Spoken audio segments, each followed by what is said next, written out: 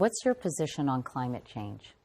Well, you know, I think we have to read all the fine print. So every one of the scientists that tell us that climate change is real and being caused by man-made activity also tell us that a single nation acting alone can make no difference at all. So when I see a state like California destroy lives and livelihoods with environmental regulation that will make no difference at all to climate change, when I see the Obama administration take that same regulation and apply it nationally, it will make no difference at all, and yet we're destroying people's lives and livelihoods. I wonder, why are we doing this? Why are we doing this when it won't have any impact? So I think the answer to this problem is innovation, not regulation. But I must say it angers me when liberals say, I'm prepared for you to lose your job in the name of sending a signal to whom? China could care less. In fact, China is delighted that we are not spending any time or energy figuring out clean coal because they're going to go do it. So ideally, what should be done? What could be done to attack this issue? Well, I think we have to focus on innovation. We have to focus on innovation. So we have to focus on how to make coal cleaner. Look, coal provides half the energy in this nation still, not to mention around the world. So to say we're going to basically outlaw coal, which is what this administration has done, is so self-defeating.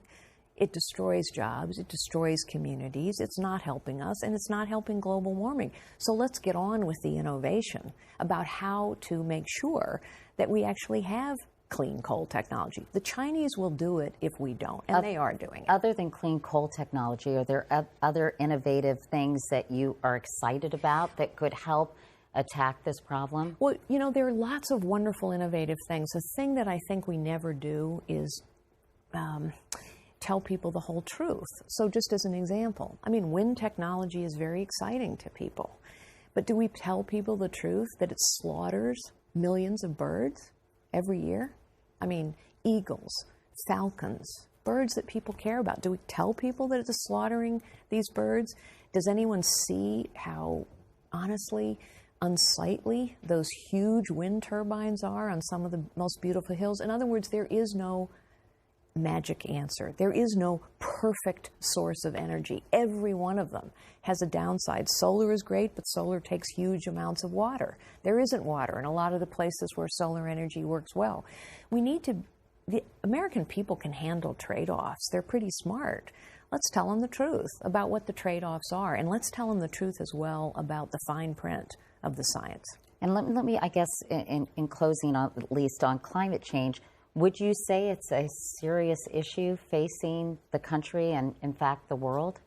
I think it is, frankly, ridiculous for the Obama administration to call ISIS a strategic distraction and then go on to say that climate change is the single most pressing national security issue of our time.